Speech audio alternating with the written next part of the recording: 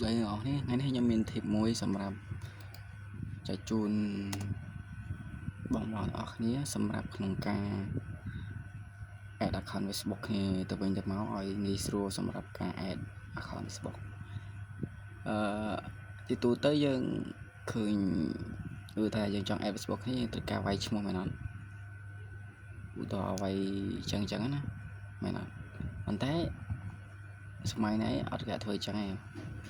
យើងគ្រាន់តែវាយពាក្យនៅលើ Facebook មកយើងចុចពាក្យថា QR មកអូខេនេះបន្តលើហ្នឹងហើយយើងនឹងពាក្យឃើញពាក្យថា QR code អូខេ